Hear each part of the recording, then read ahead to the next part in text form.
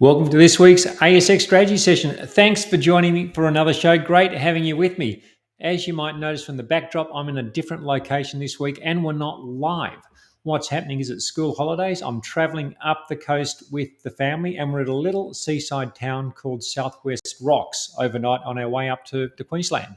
So no live session, a little bit shorter than usual maybe, but nonetheless lots of interesting things to go through that I wanted to get in touch with and go through with you, go through some of the developments in the last week. As always, everything today, general commentary only, doesn't take your personal situation into account. Having been through all of that, let's get straight into this week's chart. So starting with the ASX 200, and I'm recording this at 7:30 a.m. on Friday. So of course the market is yet to open for today. It's been a quiet week, but I think it's been a positive week, and it's been a fascinating week with how the price action has unfolded. So the big fundamental news this week was from the RBA, no rate cut. And I think what was really interesting with this is look how the market reacted. Now, this rate cut was so widely expected. Almost everyone in the market thought this was going to happen. So when something is so anticipated and it doesn't happen, it can be a catalyst for a reversal in price action. But look what the ASX 200 did last week. It held firm, and in fact, on Thursday, it's actually rallied. It's close to a new recovery high following the sell-off we had earlier in the year. So I think this is just more evidence. This is a market that is preparing to make new highs. It's not a market where sellers are looking for opportunities to unload stock. Rather, I think this is a situation where buyers are still looking to try and get money into the market. So just going through what we can see in this chart, what we can tell from the price action. Well, firstly, we've got the rising moving averages. The 50 and the 100-day moving averages continue to trend higher. And also we've got, of course, price above the moving averages. So they're building blocks of an upward trend.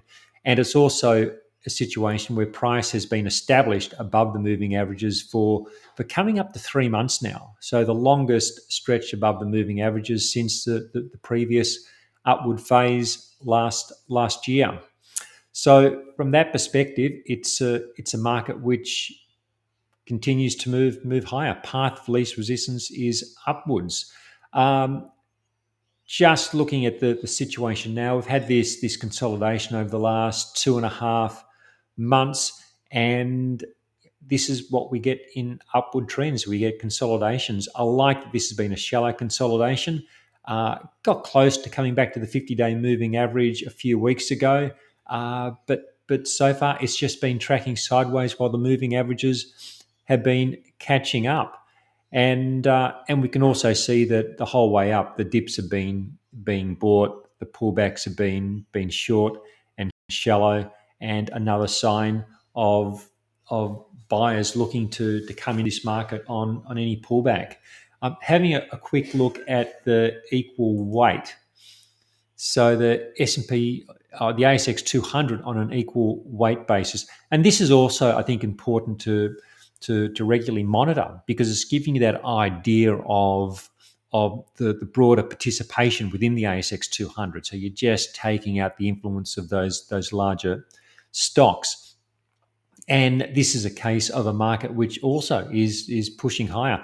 In fact, what's interesting is that while we've seen the ASX 200 largely track sideways over the last 2.5 months, the equal weight has been pushing to higher levels through that period. So just quickly coming back to the ASX 200, see it's been tracking sideways, come to the equal weight, and you see it's got that upward bias to it. So I think it's showing us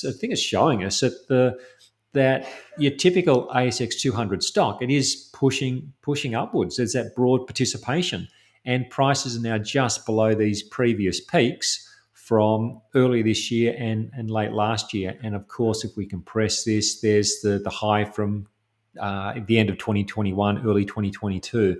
So I think the equal weight is on the verge of new highs. That's the path of least resistance. I think that's what we should be positioned for. last week I said that I think there's potential for prices to move higher in the near term, and I think that's still the case.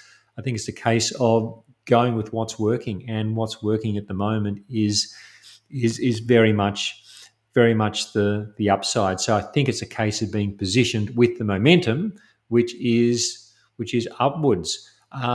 Just quickly coming back to the ASX 200, as I've been saying, I think the overall structure here is positive. I'm long the market, I'm long individual stocks, and I'm happy to stay that way. I think that's the way to be positioned at the moment. But look, there's nothing's ever a certainty with these markets. It's for me, it's a case of using those wide trailing stops. Things can always change. So I need to defend. I need to protect risk, and I protect risk with an exit strategy. That's what I'm doing with Motion Trader. I've got those calculated exit strategies, or those stop losses or trailing stops, and I'll continue to do that. And they also help me see off these consolidations and pullbacks when they occur, help me stay on trends. So let's move over to the US now. Just firstly, if you're getting some value, please hit that like button, leave a short comment. Just, hey, thanks for the video. Tell me whether you think the ASX 200 is about to hit a new high, or whether you think the highs are already in. Let me know what you think. It's always interesting to see what others are thinking in the markets. Now let's S&P 500. So interesting times over here. Both the S&P 500 and the Nasdaq both made new highs this week, new all-time highs. So that's continued this trend of a recent trend of all-time highs over the last week or so. And I think that last week we spoke about how all-time highs are not a good predictor of market tops. And look, I think that's just an important thing to remember. When a market hits an all-time high, it's telling you that there's buying interest. Buyers are pushing prices higher, and it's usually not a signal to sell. Of course, there's always a point where an all-time high does become the high, but it's often a case that further all-time highs follow an all-time high. That's why I say path of least resistance. It is currently to the upside. I think the message here, it's simply a case of, if something's working, let it keep working. Be optimistic that it will keep working. Don't be looking for something that's doing well today to do poorly tomorrow, because chances are, if it's working, it keeps working. That's what the odds tend to favor. And that's what trend following is all about. It's identifying these trends in markets, looking for markets which are above moving averages, above averages which are rising, and staying with those trends. And when we look at this chart, we do get that bullish structure. We've got rising moving averages. The 1500-day moving averages continue to push higher, and price is above the moving averages. And we can also see that progression of higher lows, higher highs, all the way up, which is a sign that buyers are coming in and accumulating stocks on the dip.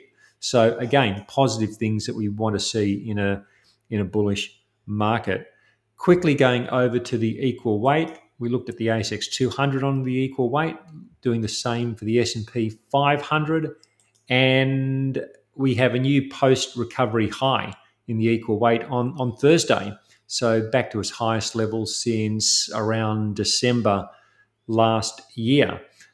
So prices continue to rally off these moving averages. We spoke about this a couple of weeks ago, how prices had just started to break higher, and were showing signs that momentum was coming through in the equal weight, which again shows that broad participation, and that's continued over the last 2 weeks. So for me, I think we class that as bullish price action. I like that the participation continues to broaden. There are more stocks contributing to the rally, and that, of course, is typically a sign of a healthy market.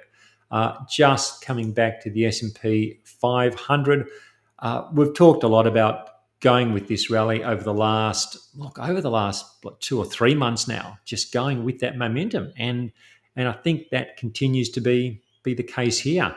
We often hear about the wall of worry. So as stocks are rising, people are worried that when will the trend finish? When will the upward move be over? And I think people worry themselves out of the market. They worry themselves to the sidelines. As we've been talking through this session, if it's working, I think it's a case of going with what's working. So the worry that something will stop working, I think, keeps people out unnecessarily. Of course, we always need to be aware of risk. It's not a case of blindly just charging in and taking on a whole lot of leverage and putting ourselves in a position where risk can turn against us. So being aware of risk, managing it with trailing stops, but going with that trend. And that's what I'm doing. So I've got positions in the US market. I'm happy to let them run and see where this move goes. And as I say, manage risk all the way.